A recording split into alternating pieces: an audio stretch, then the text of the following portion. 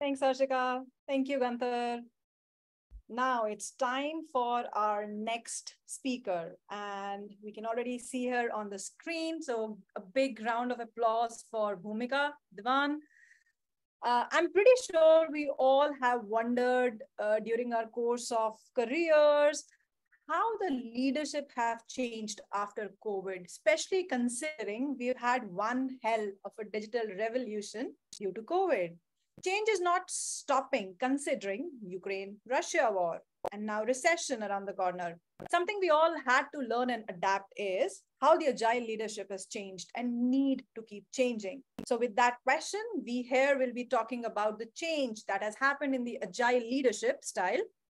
Like Bhumika loves to say, BC, which is before COVID, and AD, after dawn. So, on that note, over to you, Bhumika.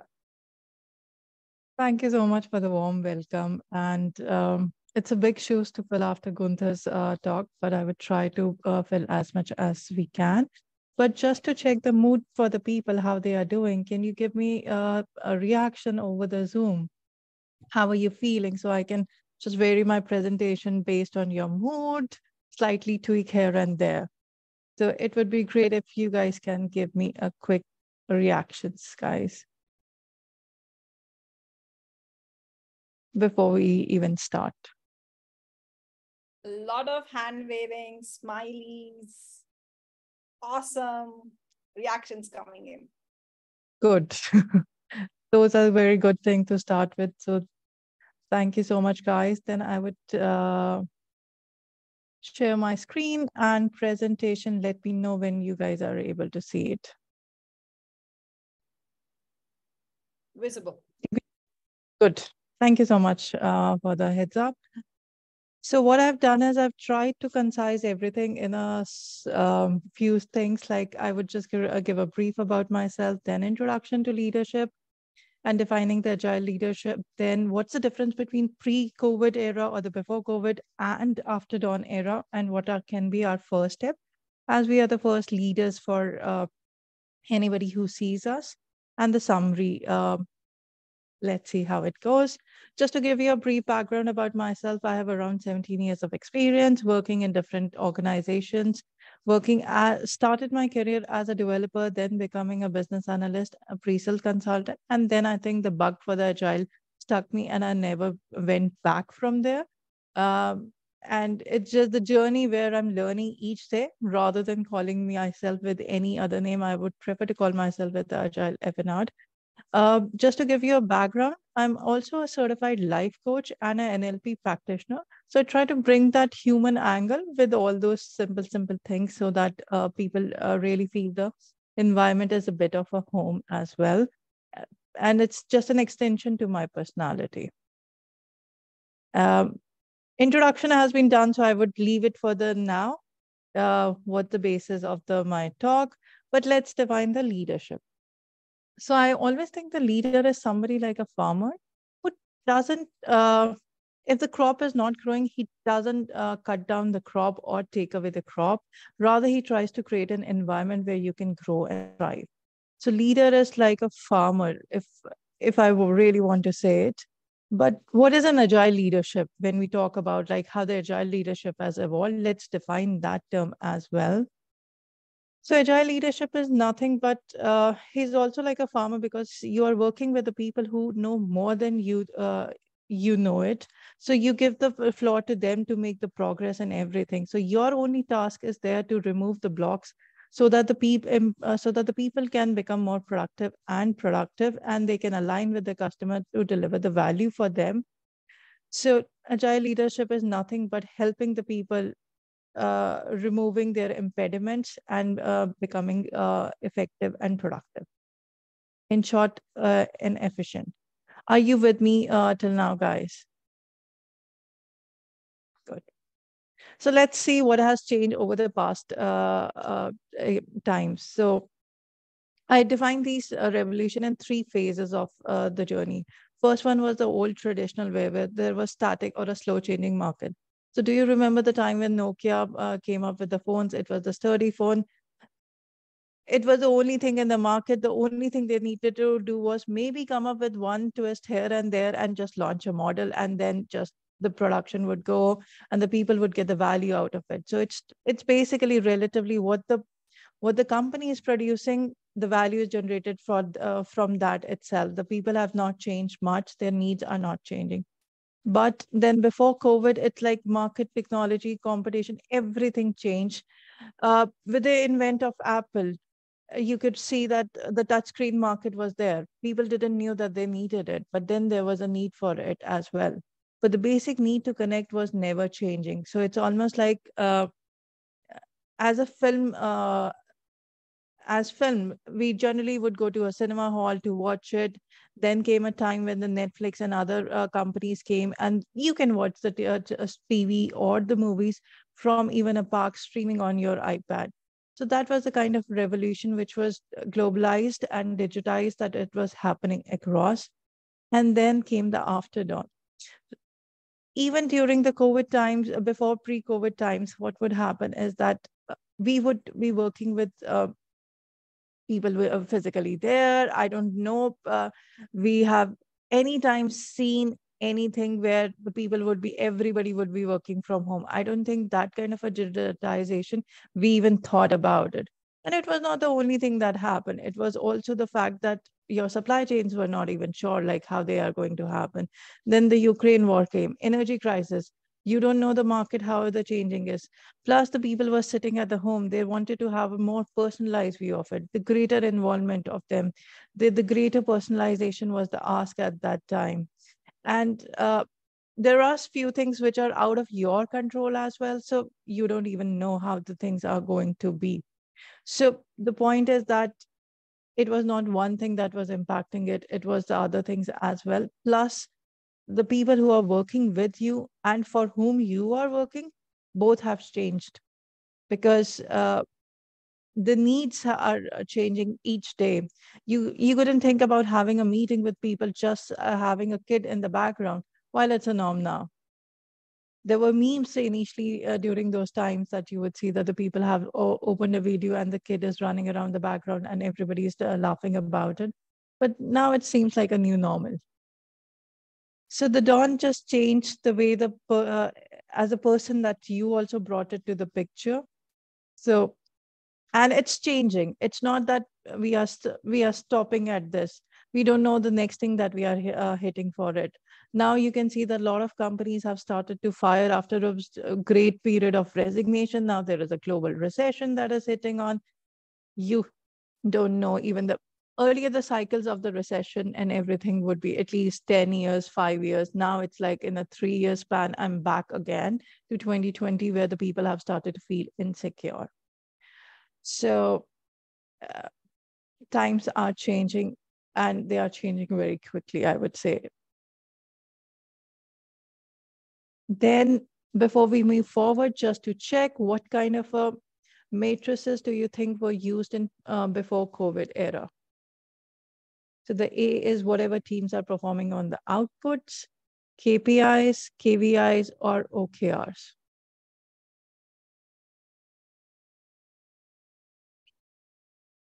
Okay, so you all should be able to see the poll now. Let's be ready and give our opinion.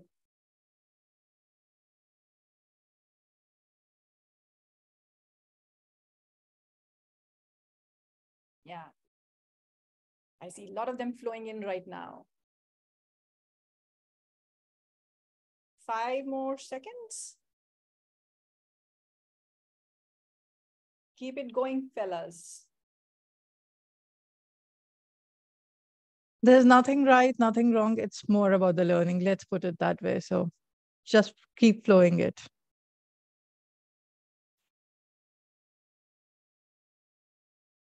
Okay, we've got 36 answers. Maybe 10 more and we'll close the poll.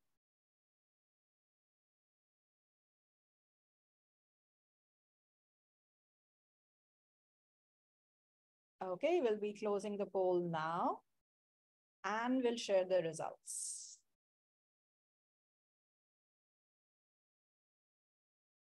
So looks like a lot of them things KPI, teams are performing on output, is the second best choice, and the OKRs, just one person said OKR.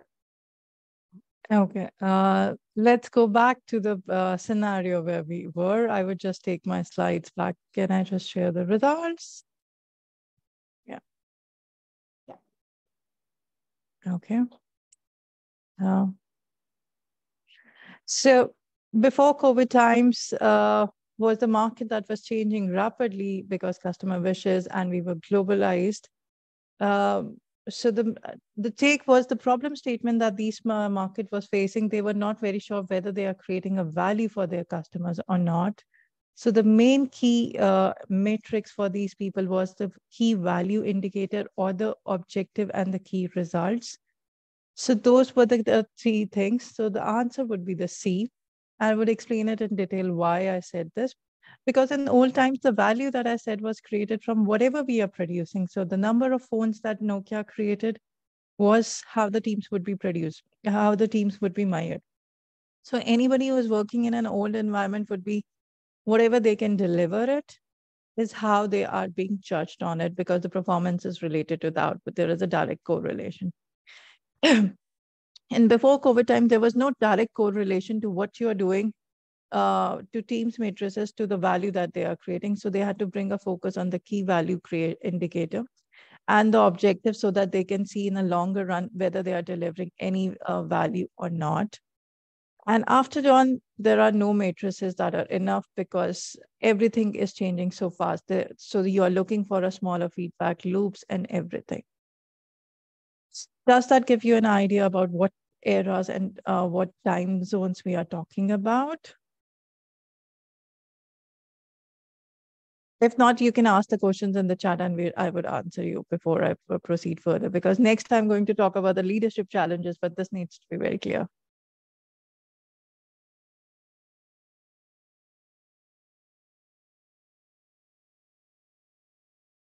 Looks like everybody agree, Bhumika. No hands raised yet. Cool. Then I move further. So in before COVID times, what was the main key driver was the globalization and the people were doing a lot of innovation. So there was a pace of being innovative. So the new technologies were creeping in, big data, analytics, AI, automation. So you're already struggling with the pace of the change was we were sure that was changing. But what would have changed after the dawn? We already talked, it became a VUCA, VUCA ambiguous environment because it's volatile. We don't know what's happening. There is a lot of uncertainty in the people and in the geopolitical environment. It is complex because you don't know what one thing is going to link to what. COVID non-traveling could result in the digitization. But then there is an ambiguity how we are going to deal with the people because a lot of people have a tendency to feel comfortable when they are in person. So there's an ambiguity in those small nitty gritty, which we have also experienced it, let alone what the leadership was facing. Like, I know the airline industry was like shut down in one day. So that uncertainty cannot be replaced. Then if I go to the next thing, what is the difference that you see in the culture before before COVID and after dawn? Uh, I would like to understand how would you define the mode that would be the cultural thing based on what we have talked to now? Okay, ready to Can we? launch? So be ready. It should be on your screen now. Thanks, Megha.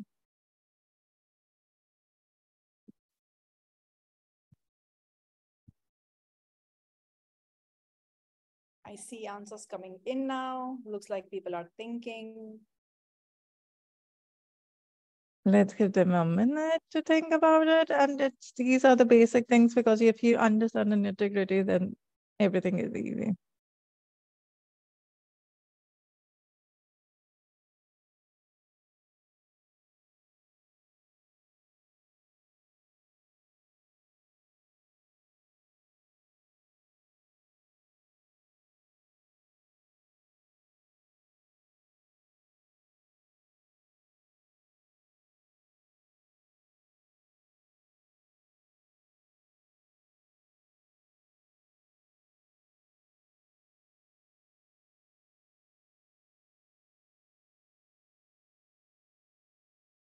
Seems like a lot of people have said that survival mode was before COVID and innovative culture. A lot of people are still giving it. Let's give a few more seconds before I jump in.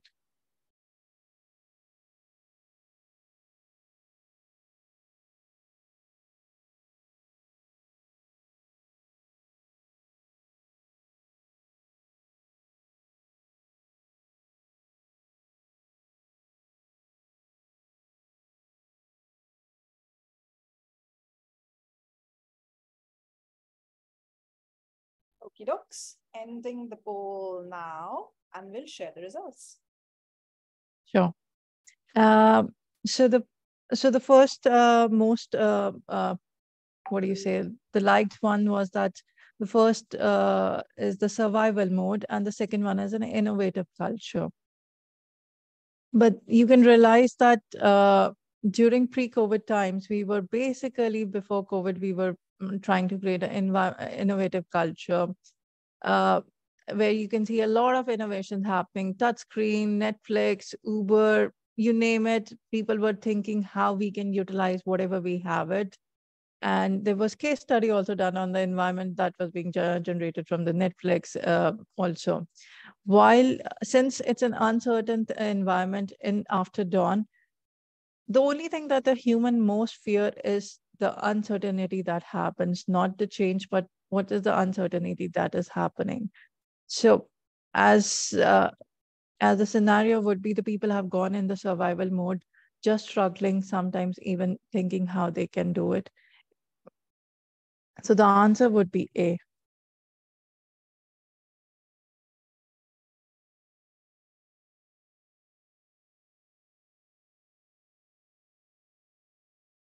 And I just explained how the innovation happened and the survival mode also happened. Then, what is the kind of companies that you would see? Is that the companies, the big name, all Amazon, Google, Netflix, Twitter, product-based innovative companies with a purpose. You would see that any company which you can tick was something that everybody wanted to go and work for it. That was the kind of work environment that people were looking for. Since these companies started to fire, at least at the end of 2022 and the start of 2023, you could see that the people are facing it um, a struggle. And there was a sinusoidal wave of like a great recession. There was insecurity initially, what would happen during COVID times. Then there was a time when people started to think, what is the value that they are creating, how they can generate the value. And again, looking for security. So it's a sinusoidal wave between looking for security and the value creation, or at the same time, they're looking so that they can become relevant and stay relevant in the market. That is the kind of environment that you would see it now. But what is the challenges the leader would face? Because this is something that we keep saying that the environments have changed. But what is the things that have changed for the leaders as well? So before COVID, what would happen is it was hard to know what is a perfect goal, because whatever you would do, you would know it in some time only. You would create an MVP, launch it, and creating an MVP would take minimum 6 months for a launching of it. And you start getting feedback in 6 to 9 months, and then you start realizing whether the product has been good or not. But in after dawn environment, it was the leaders who were working on it were having a panic attack, or they were uncertain, and they do not need to cascade or display the panic also while having an experience of insecurity. They're leading in an insecure environment. So the most insecure person would be your leaders, who would be, and higher you rise in the leadership is the more insecurity. But how do you keep that not cascading it to a larger organization was something that they face. And keeping a team motivated while you are away, because motivation is not just having a pat on the back or just talking through it. It also requires a physical contact. Proximity is one of the things. If you look from a psychology perspective, if you want to keep somebody motivated, you really need to have people around you.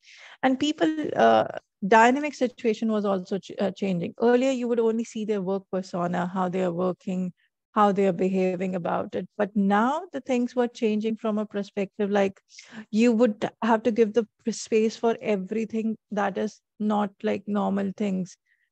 Y- You would have to treat an individual like an individual with all the things running in the background.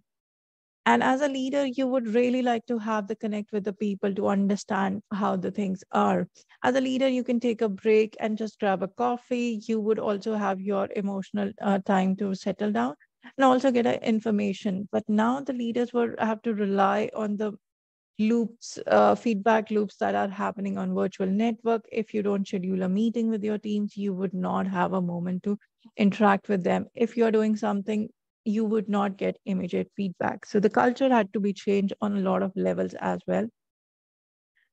And why I say that it was an inequitable experiences because it was not only in India, but places like US women had said that they would like to take from full working days to 3 days working or 4 days working because they were not able to cope up with the demand of the home and as well as the office, which they were able to do it like there would be babies around it, and the main responsibility still lies on the female. So how do you as a leader still make it equitable experience for everybody? So just to summarize, how was the pre-COVID time and the after dawn time, how the things would have looked at, all in all, a quick summary of how people felt about it. Environment, culture, preferred work location, challenges the leaders faced. So, what was the key criteria of the leader? So, whatever you see in before COVID was the basis of the leadership, but they had to top it off with the other things. So, in pre-COVID, if you see that the key criteria was the ability to see the vision, share it with the people, the vision, so that you can take along everybody. How do you keep the environment innovative, an environment of learning together can empower people so that they take the decision? You don't take the decision because they know it well. Lead by an example and identify and keep the focus on the purpose. So these things still stay same. So for example, one of the good leaders that I still say is the Apple, Steve Jobs. He had a vision that he wanted to create something which you had not seen. How do you bring the people together for it? How do you empower the people that they can be there? He created a culture where you are not required, just don't be present for a meeting. It really looks like an harsh environment, but the culture where you value your time and you can focus on the right thing at the very right moment. And he himself was always on one step ahead of the environment, and his marketing was very strong, so he was leading the Apple by the example itself.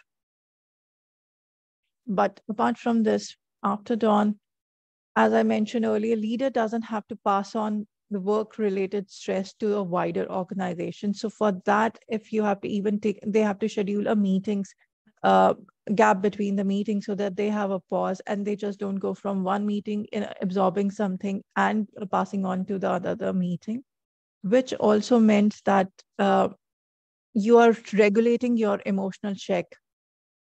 And this is one of the key things that as a leader, we have to keep doing it. Also, developing a skill set of an effective communication. Now, how do you make a culture where anybody can speak up to you, even virtually, so that you have a feedback loop and you only share the fact based communication? You would not follow any leader who says that something which is like bluff, you know that that is not going to happen. You are never going to follow. So, the more honest communication, fact based communication is a need of our. You need to create the transparency and a constant connect. Like normally during the agile transformations, one of the things is people have to reapply for the jobs. During that time, the companies would be asked that the leaders or the organization managers would at least have a regular connect with the people so that they know how the things needs to be done. Now they have to do all these things virtually, how they keep people not being part of the rumor and everything. Earlier, you would get to know a lot of things over the coffee corner. Even the people would know it. Now everybody's working in silos. Having a rumor in the market is very easy. So that part really becomes a critical. Now, how do you co-create the inspiring goals? I know that we have really digitized it, everything, but trust me, from having a training session that I would conduct it physically, the energy levels are quite different when you do it virtually. You don't know how the people are doing, how they are liking it or not liking it. Uh, there's still a void. How much communication you do it, you are not able to see everybody at the same time. That's why, if you know from SAFE also, they said that for a PI planning, there should be two co-hosts, and trainings also should be done by two partners, especially the virtual ones. They increases the timeline so that you can still try to connect with the people as well.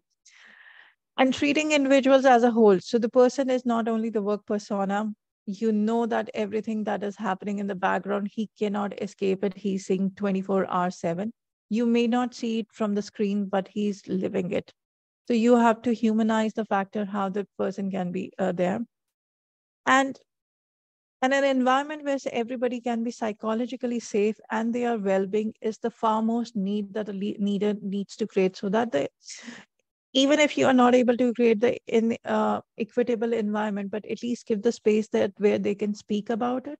So it's not the motivation of the teams, but it's also about knowing how everybody's doing, checking on them.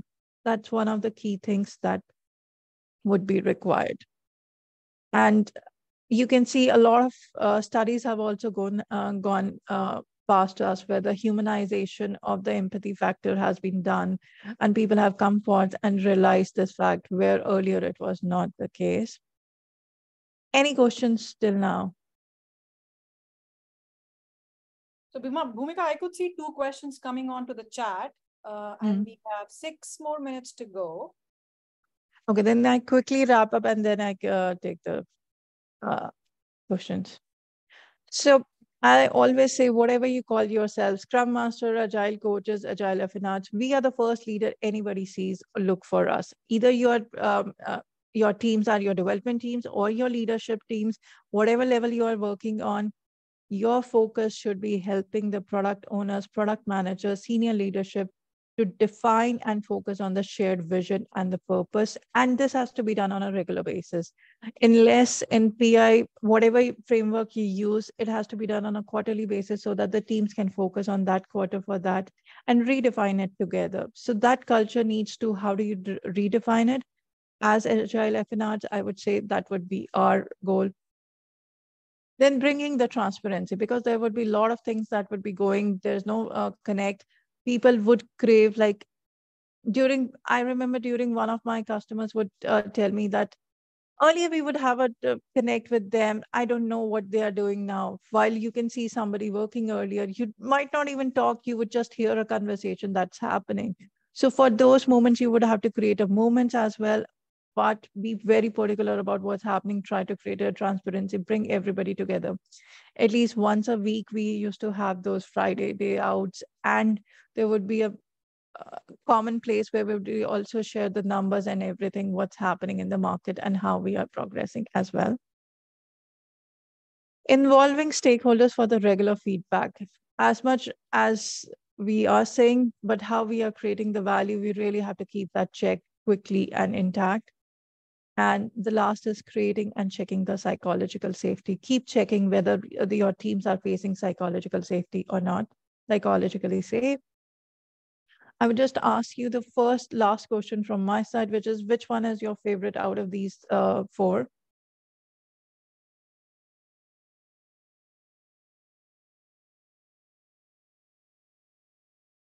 Which you would take it as your first step?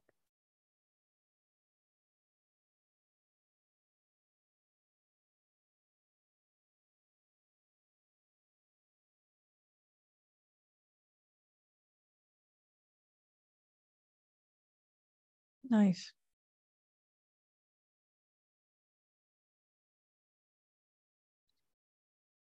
I would just say nothing is wrong, nothing is bad. However we define it would be our first step that we can take it.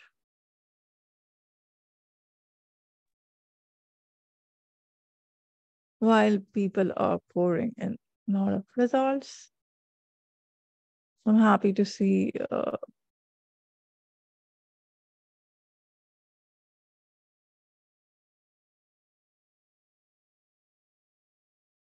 Can I end the poll and then just quickly summarize and then take up the question? Okay. I've also given my LinkedIn ID and everything in the previous slide, but I would leave it for now. But I say whatever we do, whether we implement Agile or not, but we are the first leaders anybody is looking up to. Just don't give up the power that we have it and keep realizing it by just thinking that we don't have those. Can we take the questions now? Yes, thanks a lot, Bhumika. I think that was a very good perspective to think of innovation and survival in terms of leadership. So thanks a lot for providing us that food of thought. There is an interesting question that came from Nikhil from Gurgaon. And his question is, isn't survival mode leading to innovation? Yes, survival mode is leading to innovation, but the basic so the so any person is born with two insecurities. Rest is all gauged, and one of them is like fear of abandonment or the fear of what's happening next. So that's why it's like a fear mode is on.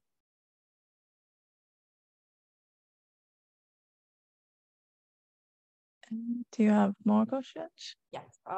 There's an interesting question that came from Monica from UK, and she's saying, what do you think about the vulnerability aspect?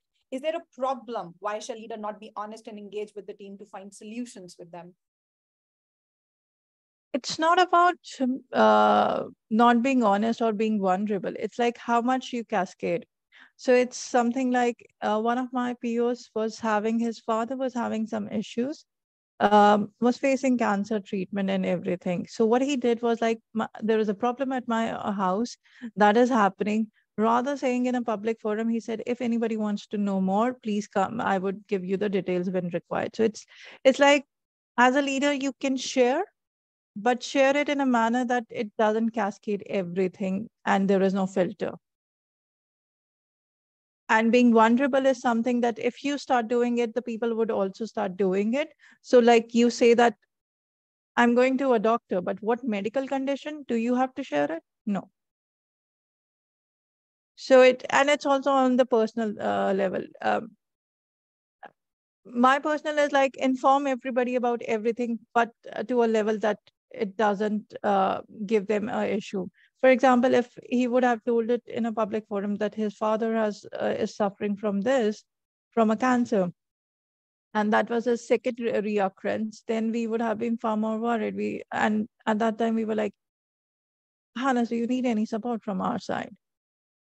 And then you give the space to the other person also, like what kind of a support rather than jumping as well. So the culture is about just being vulnerable, but enough to know when to stop it. Thanks a lot, Bhumika. There are a bunch of other questions. I know we're going to be entering to the break. If everybody's okay, we can maybe take one more. Would that work for you, Bhumika? Yeah. So I see Chetan here has posted a question, and I want to just check in and see, Chetan, would you just go ahead and ask the question? Let's make it more interactive and closer to face to face. We'd love to see you as well. That would be great. Chetan, you're there?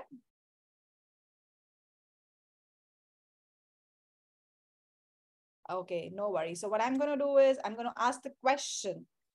He's asking, what would be your one message to senior leadership in terms of what to learn and what to unlearn? Right. Yeah. I am here. Can you hear me? Yes. Yeah, Chetan. Yeah.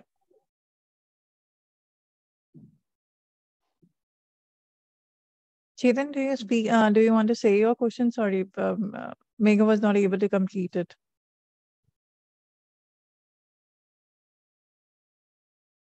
I think there's a connection issue. Yeah. Yeah. No worries. I'll complete the question. So, Bhumika, what he's asking is one message that you would want to share with the senior leadership in terms of what new thing to learn and maybe also what to unlearn. Unlearn is the fact of having that hierarchical structure that we have it, where the leader is only giving the direction. Involving more people would be the way forward going on, and having the honest and truthful conversations. Like if somebody is looking for a promotion and you know that you cannot give it now, you can help them define their path, how they can promote their skill set and everything, but you cannot guarantee that promotion. So helping everybody define the vision and taking people along would be far more important, and the constant communication, I think. Awesome. Thanks a lot, Bhumika. There are a lot of chatter and a lot of opinions flowing in. So thanks a lot for setting this momentum and giving this food of thought for all of us to think through and take as a takeaway. And thanks a lot for your time. Thank you so much for having me here. Pleasure was all mine, and people can just shoot me the questions as well.